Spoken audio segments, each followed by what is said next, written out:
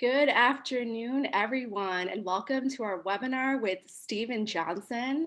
Today, we're going to be exploring Extra Life, a multi-platform project that traces the modern history of life expectancy. As you join us here today, please share your name and where you are based in the chat. My name is Joy Mukherjee, and I work with the Education Department here at the Pulitzer Center. I'm joining you from Chicago. I'm also joined by my amazing colleagues, Hannah and Haley, who are helping us out on the back end. And you may notice them in the chat. Of course, we are also joined by author and creator of Extra Life, Stephen Johnson. Stephen, you want to say a quick hello to our attendees? Yeah, hi everyone. This is great. It was very exciting. This is a big launch week for this whole project, and so excited to talk about how it could be used in classrooms. I'm joining you from Brooklyn, New York. Thanks so much, Stephen. So it looks like we're being joined by people from Vancouver, someone from Peoria, Illinois. Marjorie, you're not too far away from me. Silver Spring, Arizona, New York. I'm so glad to have all of you here with us. West Palm Beach. I hope that it's nice and warm wherever you are, Win. As you guys enter, please continue to share in the chat where you're based. We want to get to know all of you. So let's go ahead and go to our next slide. Today, we're going to begin our conversation by exploring the Pulitzer Center's mission and resources for educators and students. After a brief warm-up activity from our curriculum for Extra Life, we'll talk with Stephen about the many innovations in technology and community organizing, policy, and medicine that have led to increased global life expectancy over the last century. Then we'll tour the curricular resources for the Extra Life project developed by the Pulitzer Center's education team. In our final portion of today's webinar, we'll have an opportunity to ask Stephen questions about Extra Life. You're going to put those questions in our Q&A box, and you can submit those questions at any time of our afternoon together, and we're collecting them for that particular time in our webinar. As always, there will be a brief survey for all of you to fill out about your experience with us today. So let's talk about our 4 goals for the day. We want to explore the Pulitzer Center mission and educational resources. We also want to explore Extra Life's media initiative and the many pieces that belong to that initiative. We want to connect and engage with science author Stephen Johnson. We also want to explore curricula and activities designed to support student engagement with Extra Life. The Pulitzer Center is a journalism organization dedicated to spreading awareness of underreported global issues. We work with journalists that are passionate about covering underreported stories and provide funding for their reporting projects. Once journalists publish their reporting in a range of sources and publications, our work continues. On the next slide, you might notice some of the news sources or the publications on this slide. If there's something that you follow, please share in the chat. We'd love to know. Once those stories are published, we produce public events to continue conversations about underreported global issues and partner with talented and passionate educators at the K-12 and university level to ensure that students are engaging with news in meaningful ways. On the next slide, you'll see some of the topics that journalists investigate with Pulitzer Center grants. You may notice an issue that resonates with you or your students, and if that's the case, we encourage you to visit our website and review our stories. This study by Common Sense Media suggests that students feel more knowledgeable and prepared to take action in their communities when they follow the news. But some students report feelings of sadness, anger, and fear when engaging with current events. That is precisely why our partnership with educators is so important to our mission. Our partnership with all of you helps us make underreported stories accessible to students. Our education department is dedicated to cultivating, let's go to the next slide for our mission, thank you. Is dedicated to cultivating a more curious, informed, empathetic, and engaged public by connecting students and teachers with underreported global news stories and the journalists who cover them. On the next slide, you'll see that we provide programs and resources for educators and students to uphold that mission. When you visit our website, you can access a collection of reporting from Pulitzer's grantees on a range of issues. We also have hundreds of lesson plans designed to help teachers and students engage with underreported stories. These lesson plans are all standards aligned and have been developed by Pulitzer Center staff and classroom teachers. We offer opportunities for students and teachers to speak with our journalist grantees in our virtual journalist visit program. We also offer workshops for students and teachers, as well as 2 annual student contests. Before we launch into our conversation with Stephen, I'd like to share some introductory notes about this project. The project examines the medical innovations that conquered some of the world's deadliest diseases and doubled life expectancy for many in under a century. The project includes a book, Unexpected Life, an article published by the New York Times Magazine, and a 4-part PBS series. Each episode is around 60 minutes. We'll revisit these elements later on the webinar when we explore our accompanying curricular resources, but I'd like for you to see all of them right out the gate. As we begin to transition into our conversation, I'm curious about what you know about the history of life expectancy. So I'm going to launch a poll, and we want to know, today the global life expectancy is 72.6 years. What was it 100 years ago? Was it 54 years? 46 years, 37 years, or 28 years? So we're going to go ahead and launch this poll. And I'd love to hear your feedback or your thoughts on this. What do you think global life expectancy was 100 years ago?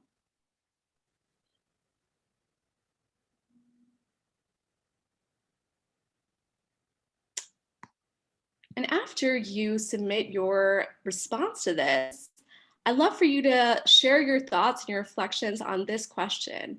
Why do you think people are, on average, able to live longer than they did a century ago? So we're going to go ahead and end our poll in 3, 2, 1. And let's see. So it looks like about half, we're split between 46 and 37. And then some of us think that it was 54. So Stephen, I'm going to ask you to unmute and let us know, what was the global life expectancy 100 years ago? Well, on some level, am I still muted, or can you hear me? Okay, yeah, loud and clear. The truth is we don't fully know because we don't have full data for the entire world. So I think it would probably be 37 is the closest best estimate we have, something in that range. Great, thank you so much. So attendees, I'd love to hear your thoughts. I'm going to hold 10 seconds here, and I'd like to see how you respond to this question. Why do you think people are, on average, able to live longer than they did a century ago? What are your guesses? Share them in the chat.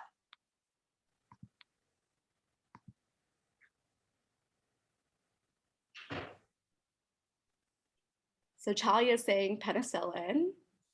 Sandra shared probably better medicine, better medical help maybe. We've brought child mortality way down, antibiotics, vaccines, sanitation, clean water, better quality of life. I'm noticing a lot of familiar names. I'm seeing some former fellows. It's so good to see all of you. Medical advances, sanitation, food availability. Excellent. Thank you so much for sharing your thoughts. I'm going to actually ask Stephen to respond to some of these predictions. But before I give him the floor, I want to share a little bit more about Stephen. Stephen Johnson is a leading authority on innovation whose 12 books, podcasts, and television series have explored the stories of some of the most crucial breakthroughs in the history of health, medicine, and technology. So we're so excited for Stephen to be here with us today. And I'm curious what you think of these responses, Stephen. How do our perceptions today line up with the research that you've done? Yeah, it's great to see. It's really interesting to see, what people think about it. A lot of them are clearly responsible. The most surprising thing I think is medical advances, which I think a number of people said, and with the exception of vaccines, which are much older innovation, right? The smallpox vaccine goes back to 1796, and vaccination played a material role in people's health from throughout the 19th century and first half of the 20th century. But really, if you take vaccines off the table, in terms of medicine, particularly medicine for people who are sick with something, you go into the hospital and they give you medicine, or you go to the pharmacy to get medicine, that is a very late arrival on the stage in terms of extending our lives. It really doesn't have a big impact until the invention of penicillin in the 1940s. Really, I mean, it was discovered before, but and so all in all, medical drugs probably were a net negative until penicillin, because there was so much quackery on the market. You would go into, we have some fun with this in the TV show and in the book about, looking at a drug catalog in 1910 and, just reading the list of ingredients of all the medicines. And it's like, would you like some arsenic and mercury in your medicine? That's what it was like. So medicine is actually much later. And in fact, a couple of people have mentioned, basic infrastructure like clean drinking water, and the sewer systems that separated out the waste from the drinking water, which was a huge innovation that began kind of in the 19th century. Chlorination of drinking water, pasteurization of milk, those kinds of deep level non-medical interventions actually were responsible for that initial takeoff, more than things you would get at a hospital. Great, thanks so much. So I'm curious about the beginnings of this project, X to Life. What inspired the project, and how did you become interested in telling the story? Years ago, I wrote, first off, thank you to everyone for joining in the Pulitzer Center for putting this together. I'm so excited to have this opportunity and to try and bring this to classrooms in the coming years. I do think it's important for all the reasons we'll discuss. So years ago, I wrote a book called The Ghost Map in 2005, 2006. And it was a book about cholera in London in the 1850s. It's in a lot of classrooms to stay, particularly on a college level. It's been used a couple of times as a kind of freshman read book that everyone reads when they come to school. And it tells a kind of detective story about a doctor named Jon Snow, who was not in Game of Thrones, who discovers through an amazing investigation a really breakthrough idea, which is that cholera was in the water and not in the air, not in the miasma as people thought at the time. And he does it in the middle of this terrible outbreak of cholera. And it's a turning point in history, really. It's a turning point in the history of cities in particular, which have been, terrible repositories of disease and death, particularly childhood death, because of diseases like cholera. And so I'd written that book, and part of the message of that book was to remind us that it wasn't that long ago that, drinking a glass of water was playing Russian roulette. And, you could have a glass of water in an affluent Western city and be dead in 3 days, and your family could be dead as well. That was just a reality of life in the big city, 5 generations ago. And so I wanted to remind people of the progress that we've made, and also to celebrate the kind of the heroes of public health, people like Jon Snow, in telling that story. And so I've always been interested in that. And that book got me thinking about really one of the key themes of all of my work, which is really how does material long-term change happen in society? And what are the drivers of that change? Sometimes it's technological innovation, scientific breakthroughs, sometimes it's political struggle, but to try and understand when you really have material big changes in society, like how do they happen and how do we learn from them?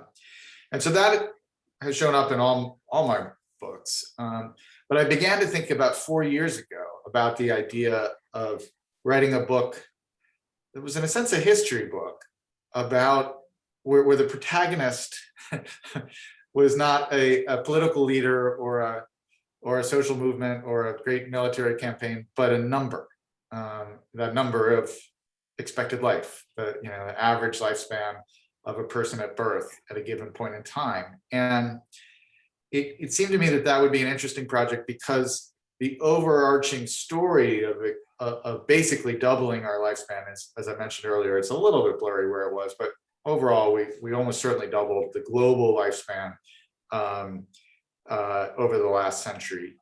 That story seems to me to be, one of the most momentous things that we've ever done. And it's a story, unlike a lot of things, where it's the impact of it is truly global. And yet it's also about the most intimate thing you can imagine, right? How long do I have to live? Will my children survive into adulthood? Will I get to meet my grandchildren? That is the most intimate kind of change that we can experience. And so I thought it'd be interesting to try and track that number and try and understand how we did it. And at the time, 4 years ago, I thought it could be a good television show. I'd made another TV series with PBS. They were interested in this idea. And I thought, well, it'll take me a couple of years to put this together. And so it will come out in 2020 or maybe 2021. And that will be the 100th anniversary of the end of the Spanish flu, the great influenza, which is the last point at which life expectancy really dropped systemically for a year or two. And so I'll be like, well, that'll be a kind of nice historical timing for this project to come out, a big story about public health and mass vaccination campaigns and the history of fighting against disease will be this historical echo of something that happened 100 years ago. And then 2020 arrived and it suddenly had all new relevance. And so I've come to think of it, we made the television series in the middle of the pandemic. We didn't start shooting it until October of last year, which was logistically a whole other issue. But I've come to think of it as the kind of the 200-year history of right now. Like all these issues that are so important to the world right now are really traced in this project, in the book, and in the show. So you're mentioning, how public health has really become a focus in this past year, and we're coming together at a time when it's all over the headlines. What do you consider to be the underreported stories of public health, and why do you think they don't get the attention they deserve? I thought there were two very interesting things in your intro there that struck me. Just the idea that the Pulitzer Center wants to focus on underreported issues and shine new light on them, and secondly, that survey about kids in schools who, when they follow the news, they find that they're sad and angry, a disproportionate amount of the time when they do follow it. Those two things, I think, come together nicely in this project in the sense that to me, the fundamental underreported story is the macro story of all that extra life and the huge reduction in childhood mortality that is part of that number, right? 40% of children used to die before adulthood. Now, globally, that number is about 4. In the United States, it's less than 1%. So we reduced it by a factor of 10 over the last 100 years or so, which is just amazing. Childhood used to be the most dangerous time of life until you were very, very old. And now it's actually the safest time of your life. And so that is so transformative, particularly for the kids who are experiencing it, right? And so to me, this was a story that is the fact that we have made this progress is underreported because it's made up of all these small incremental advances. It's a sum total of, a million interventions that people make, some of them involving medicine, some of them involving building sewers, some of them involving designing seatbelts that keep you safe in a car accident, just all these different things. And so when you see progress in that kind of incremental form, it doesn't make the front page of the newspapers very often. But when you look at it on the long term, it's immense. The metaphor I always use is if a newspaper came out once every century, what would be, the banner headline? And I think it would have to be, we got a whole extra life over the last century. That would be shocking and amazing to people living at the end of the Spanish flu in 1920 or 21. And what's important about this, relevant to the question about kids following the news and feeling angry and sad, is that, and we'll talk about the downsides of this, but for the most part, it is a positive story. It's a story of reducing death. And going from a world where 2 out of 5 of your kids would die to a world where that's a very unusual thing to have happen. That is a wonderful advance forward for all of us. So in this, to me, it hits a spot of like, we need to talk about these things more because they tend to be underappreciated because they happen slowly. And now they're really important in this present moment because now we suddenly realize that we've been protected by this shield of public health and medicine without realizing that a pandemic suddenly makes that shield visible. And we suddenly realize, oh, if we can be at risk, and we need to look to science, and we need to look to these public health figures to help keep us safe. So your history of human life expectancy highlights some inventions and innovations that most people have likely heard of and that we saw in the chat, the development of vaccines, for example, or the invention of penicillin. However, Extra Life also highlights how long-term collaborations within and beyond the medical field enabled progress. How have multidisciplinary collaborations played key roles in this story?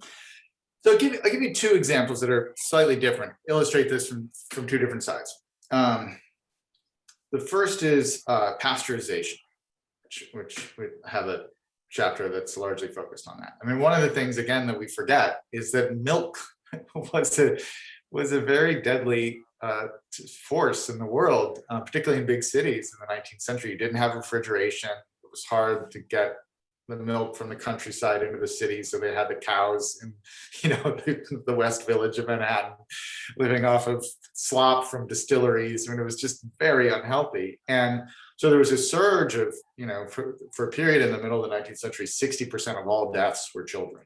And it was in many ways, it was because the milk was so bad.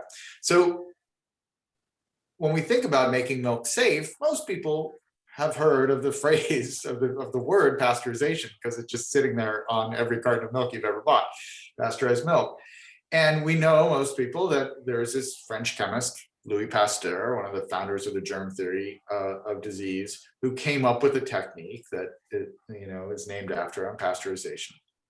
So on the one hand, you can look at that and say, well, this is a story about the triumph of science and chemistry. And Pasteur figured out how to make milk safe. And when we try and figure out how did we get healthier, one of the things we can do is we can attribute it to the scientist, this one guy. And I don't want to take anything away from Pasteur. It was an important breakthrough, but it's a perfect case study in why that's not sufficient in fully telling the story, because pasteurization, Pasteur has this technique pretty much formulated in 1865.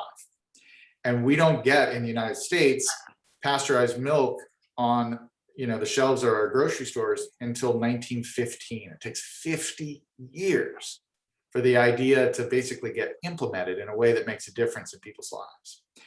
And that is because science isn't fully sufficient to do this, right? You need the scientific breakthroughs, but then you need people to agitate for those breakthroughs, and you need people to press for legal reform. You need people to change consumer behavior and buy pasteurized milk, and you need to convince the milk industry to sell pasteurized milk, and you need to, there's just a whole range of things that have to happen. And so it's a major theme of this project that science is very much celebrated in it, but it's also a story of social history.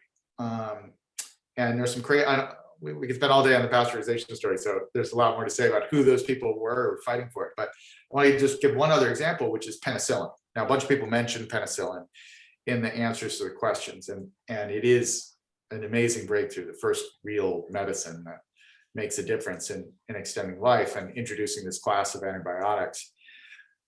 Again, it's a story that people have heard, I think, and it's taught, which is this wonderful eclectic scientist, Alexander Fleming, who leaves a Petri dish out on his desk in 1928 and goes for a vacation. And he comes back and there's this mold that is wafted into his office and started reproducing. And it seems to have this interesting antibacterial property, and he names it penicillin, and voila, he's made the discovery. That's how it's often told. And people love that story because he's the patron saint of anyone who keeps a messy desk at work. It's like, if I just don't tidy up, I'll win a Nobel Prize someday, And Fleming is great. Again, not to take anything away from him, but the hard part of penicillin was not discovering it. The hard part was figuring if you could scale it up to make enough of it and test it in humans and make it at scale in sufficient quantities to change the world and to, greatly reduce bacterial infections, which it ended up doing. And that was a much longer process, a tremendously collaborative process involving the US military, a bunch of brilliant scientists from Europe, the drug companies, Pfizer, the agriculture division of the US Agriculture Department, just an amazing cast of characters, all in the middle of World War II, racing against the clock to develop this wonder drug so that they could keep soldiers safe on the front lines. And so I think it's telling that we like to condense a story like that down to one lone genius with his petri dish, when in fact it's a story about collaboration. And I think we want to tell people the story of collaboration, because that is how big things happen, is people come together in these networks and work across disciplines. So it's instructive, I think, for inspiring, the next generation of folks to go solve the problems we have today. Yeah, that resonates now because we're in that time. We're in a similar time, and we're noticing that kind of collaboration in the world as well. Absolutely. So that absolutely resonates. Doubling human life expectancy sounds like a triumphant story, and it is, but it has also created new challenges for individuals and for the planet. How has the triumph of doubling life expectancy introduced new problems? I think there are two big things that happen. The first is, and I found this fascinating, this was not something I had known before I dove into this project, until we started to see the beginnings of a sustained increase in life expectancy, which starts around 1750 in small pockets in places like England. Until that point, the average life expectancy around the world was about 30 to 35, 40% of kids died. And that was the case everywhere. It didn't matter whether you were in the wealthiest country in the world, or you were, in a hunter-gatherer remaining society somewhere.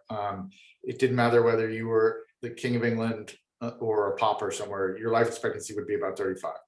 So we had very low life expectancy, but we had no health inequality at that point. And so what happens when it starts to take off is you see the average go up, but you also see, I'm going to try and illustrate, I should have a graph, but we can see it, a gap basically opens up. It looks like I'm doing puppet shows, but a gap opens up between the elites initially in Western societies, and then a gap opens up between Western societies themselves, industrialized societies, and the rest of the world. And so you see, and this kind of peaks around 1950, where there's probably the largest global gap in the world, where in parts of Scandinavia, for instance, people were living into their 70s. In many parts of the world, in India and Africa, people were living actually shorter lives than they had historically, with life expectancies around 25. So it's a massive gap. Now that gap is narrowed, but it's still there. And I think so much of this focus needs to be on not just extending the overall average, but on reducing the gap. That should be our big priority, I think, more than the overall average. The second thing that came out of this is 100 years ago, when life expectancy was somewhere around 37, 40, there were less than 2 billion people on the planet. And today there are just slightly less than 8 billion people on the planet. And we got that change happened not because people were having more babies. People have fewer babies than ever per capita. It's because people stopped dying, and children stopped dying.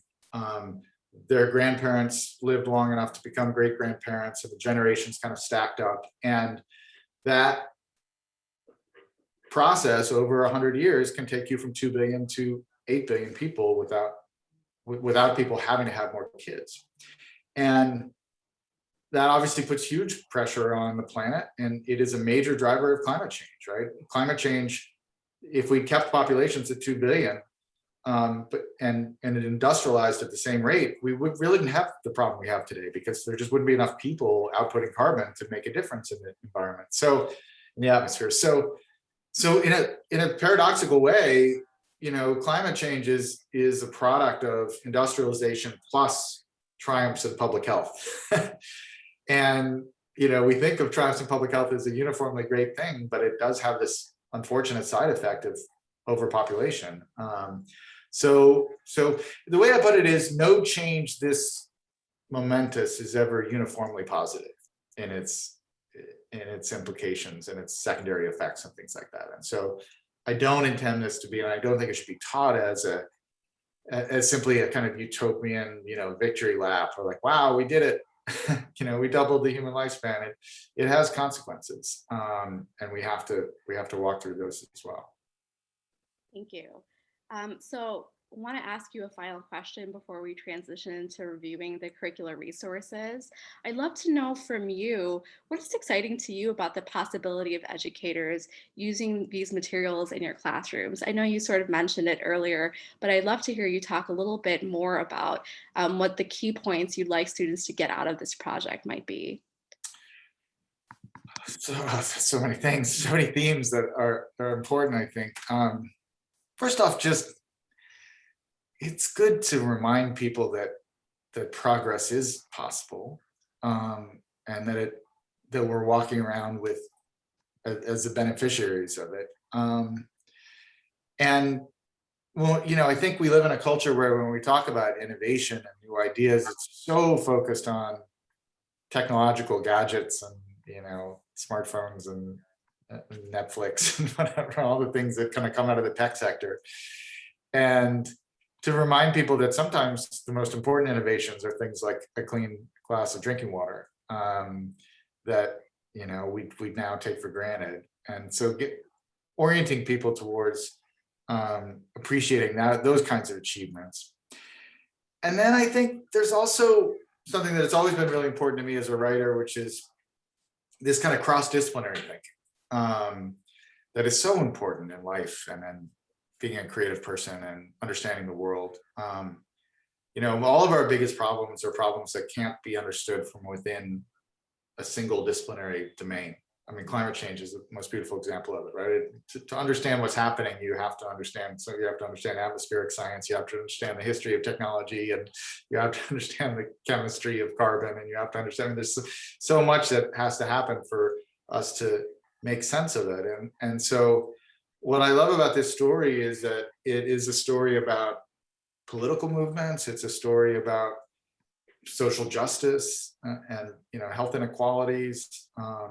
It's a story about brilliant chemists. It's a story about public-private partnerships between corporations and government scientists, and it's tied up in so many different themes that I think it's a great opportunity to kind of like connect all those disciplines with a very clear purpose. You're actually trying to understand a major momentous thing that happened in society, but you have to look at it through all those different lenses. Thank you so much, Stephen. And we are going to hear from Stephen again during the Q&A portion of this event. I'm going to take this moment to review our curricular resources that can be found for free on our lesson library. This would be a great time for you to submit your questions for Stephen in the Q&A box. You can find the Q&A box at the bottom of your Zoom window.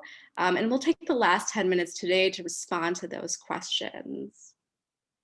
So just a reminder that this multimedia project has 3 parts. Our curriculum focuses on the article published by New York Times Magazine and the 4-part PBS series. So let's go to the next slide. Here's a look at the 4 unique lesson plans that make up this unit. We'll throw the link in the lesson grouping in the chat, for the lesson grouping in the chat. So on the next slide, we're going to talk about our first lesson plan, which helps us navigate the New York Times Magazine article. Students answer a series of comprehension questions, complete a graphic organizer that explores unique medical innovations chronicles in the article, and answer discussion questions designed to help students connect COVID-19 to themes in the text. Extension activities include creating timelines, researching medical inequality, and the legacy of industrialization, and imagining solutions to COVID-19 related to challenges in their own communities. A PDF copy of this article is available for free in this lesson plan. On the next slide, you'll see examples of the graphic organizers that are provided in the instructional plan that help students navigate the New York Times article. In the next slide, you'll see the lesson plan that supports engagement with the 4-part PBS series. And each episode in the series explores an important variable that contributed to our fight for extra life: vaccines, data, medical drugs, and human behavior. We've taken these 40 to 60-minute episodes and created 7 5 to 10-minute clips that capture key details from each episode. On the next page, you'll see that each clip has its own set of warm-up questions, vocabulary, comprehension questions, and extension activities, and all of them can be found on printable PDFs attached to the lesson. Now, two other lesson plans we've included in this viewing guide. Two other lesson plans we've included in this viewing guide for a webinar that Stephen did with the community of health experts about public health and COVID-19. The webinar was produced in collaboration with the Consortium of Universities for Global Health. And our final lesson plan encourages teachers to schedule a journalist visit with one of the many journalists we work with who cover public health stories. As a reminder, this unit plan and all of our instructional resources, unit plans, and lesson plans can be found in our lesson library at the link on the screen. We're also continuously working with journalists to publish underreported stories on COVID-19 and public health. You can read more questions about these issues on our website. So let's go ahead and transition to the Q&A portion of our conversation. And our first question today, I'd like to ask Stephen, is the COVID-19 pandemic has highlighted current health inequities, but in your piece for the New York Times Magazine, you write that one strange thing about the story of global life expectancy is how steady the number was for almost the entirety of human history, up until the mid-18th century. Is there an origin story for global medical inequality? And if so, what are the consequences of its legacy today? Yeah, I kind of alluded to this a little bit before. So the big breakthrough that where the first takeoff started to happen is, and this is something that's explored extensively both in that first vaccines episode and in the Times Magazine article, is a practice that that came to England and to the United States from around the world, really from China, India, Middle East, Africa, which is this practice called variolation. And variolation is a kind of predecessor of vaccination that's more dangerous, but is effective compared to just allowing your children to be vulnerable to the smallpox virus, which was such a deadly threat at that point. And it's a classic kind of story where it's similar to the penicillin story and the pasteurization story, where everybody talks about vaccines, beginning with this British doctor, Edward Jenner, in 1796, when in fact, a lot of the ideas that made it possible to imagine vaccines predate that and kind of emerge from all around the world and eventually find their way into England and into a practice of variolation, which starts to take off among the elites of England, and they begin to variolate their children against smallpox. And among those elites, in large part because of this kind of widespread adoption of variolation, you start to see this steady increase starting around 1750. And that's what opens that gap we were talking about before. It was also practiced throughout the culture, but the problem was England was industrializing during that period. And what was happening to the working poor in England was their lives were getting more dangerous, more deadly, and their life expectancies were actually going backwards as the industrial cities developed and the pollution and all the problems that they had. So that's where that beginning kind of starts to take off. But I find that the variolation story, which I find it very powerful because it's a reminder that here we are with the descendants of variolation in the form of vaccines and COVID vaccines, and we're on this global mass vaccination effort trying to coordinate this new idea of how to make a COVID vaccine all around the world. And if you go back to the beginnings of that, it was a global story then as well. It was an idea that emerged all around the world and traveled around the world through these different kind of migratory paths and eventually turned into the vaccine that Jenner developed. Thank you. Can you talk about why you chose the media you're using to tell the story and how each has unique potential for communicating this information? Yeah, it's a great question. So one thing I should mention is, so we've alluded to the fact that there is a, there's a book version of this. I'm also working on a middle grade um, adaptation of Extra Life, the book, that will come out next year, I believe next May. That it's just targeted at a younger audience. So that will be another resource. We'll add information about it to these materials when it actually comes out. You know, I write, my primary job is writing books, and I find there's something about getting 280 pages worth of someone's attention that when you're trying to tell a complicated story and unravel all of these factors in such a complicated history, that amount of time is incredibly valuable. But as I've dabbled in it, there is something about a well-made television documentary that the kind of the storytelling power of it is really it's amazing when it's done well. And I do think that so much of this is about stories, right? It's about what I mean, every kid knows about the Apollo missions and landing on the moon, but how many of them know that we eradicated smallpox? That story hasn't traveled nearly as widely as the moon landing, which happened roughly around the same time. Smallpox was 60s and 70s, moon landing is 69. To me, the smallpox eradication is so much more momentous in a way, because it changed all of our lives in a material way. The moon landing was kind of abstract. It didn't really matter to us. It was an amazing thing to do. But and so when we're working in television, the ability to kind of get people pulled into some of these characters and to see it in that more visceral way that you can get from television there's something very powerful about that. And being able to work with PBS, of course, is a great opportunity. It's a great venue. They really let you do things at a sophisticated level that might be harder to do on some other channels. So I'm drawn to it. It's a lot easier to write books than it is to make TV. I can tell you that.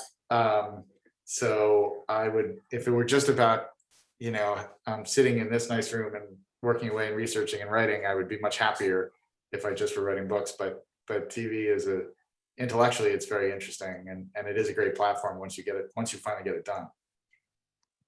Great, thank you. So Wayne is asking, going forward, how fast do you see longevity expanding?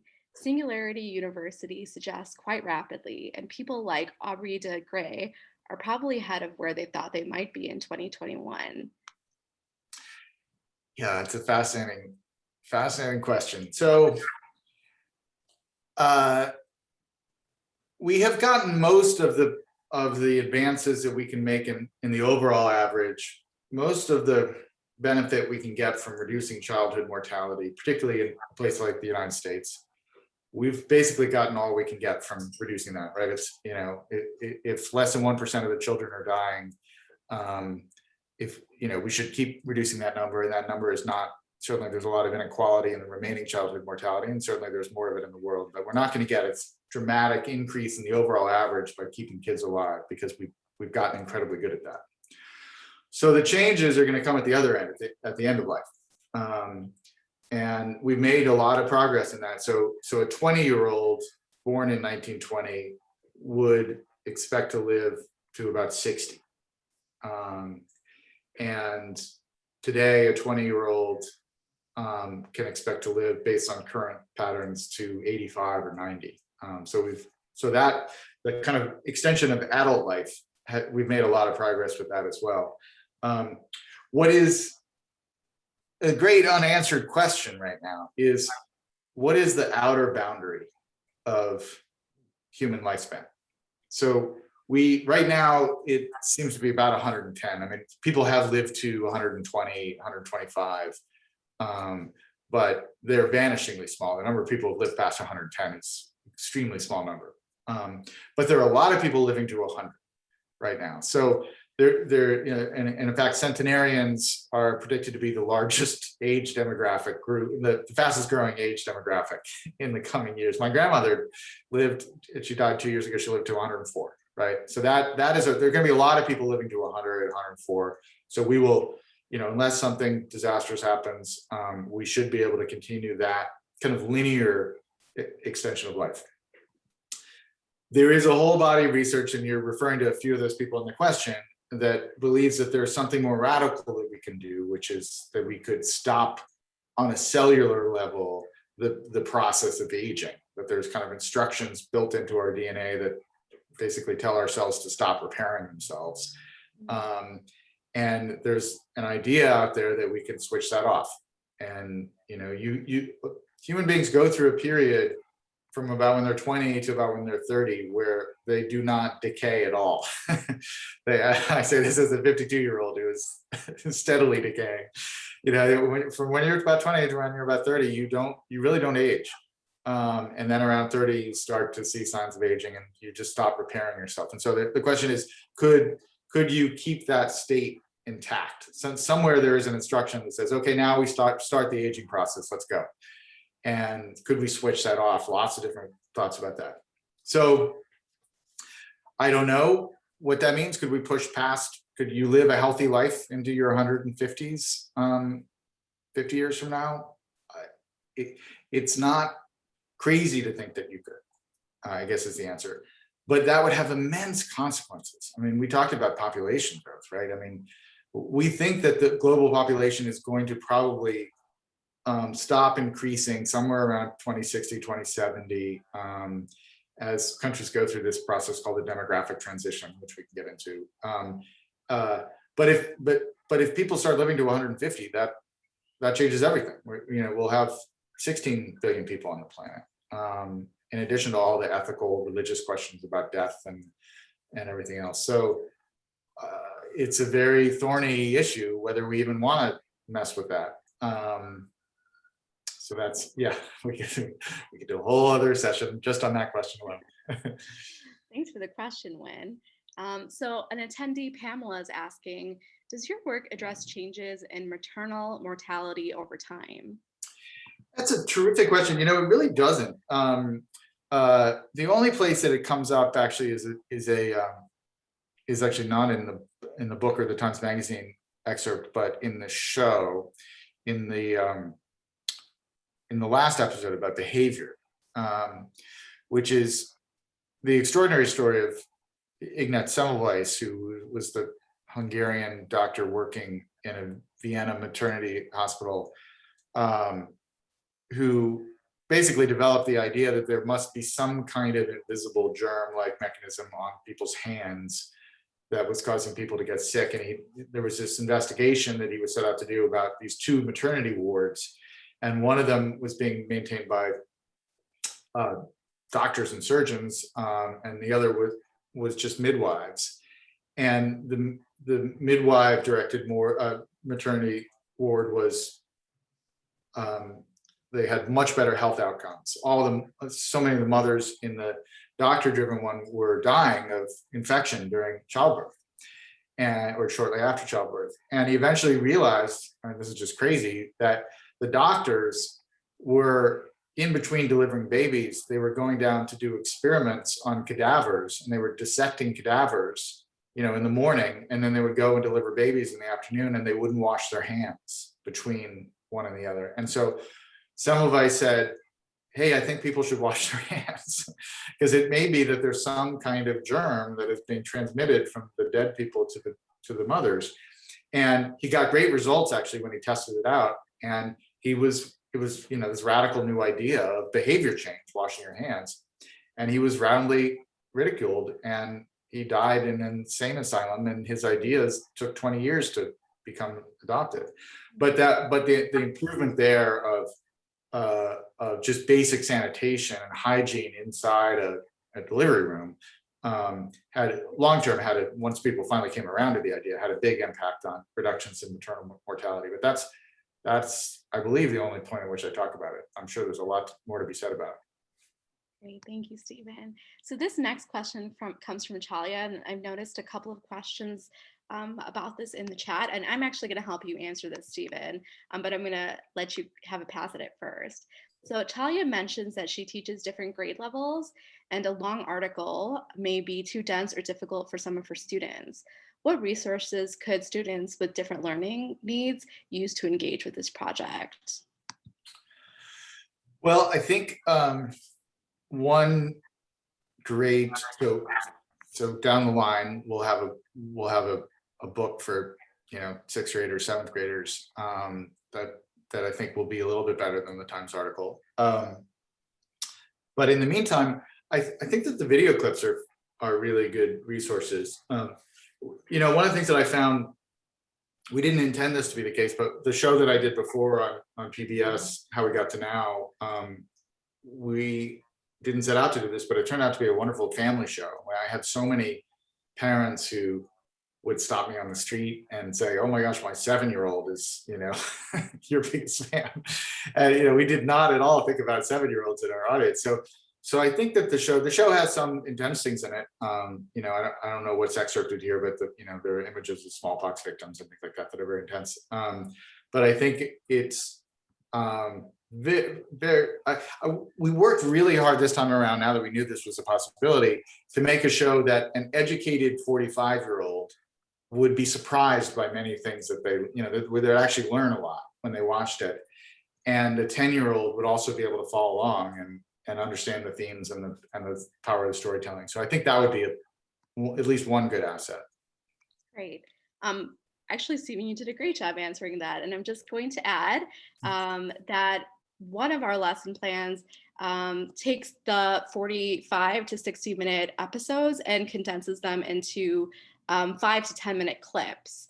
And those clips sort of focus on key aspects or ideas that are explored in the story that really reflect on the theme of the episode. So if the episode is on data, for example, we have 2 videos that explore key details that really capture the theme of that entire episode.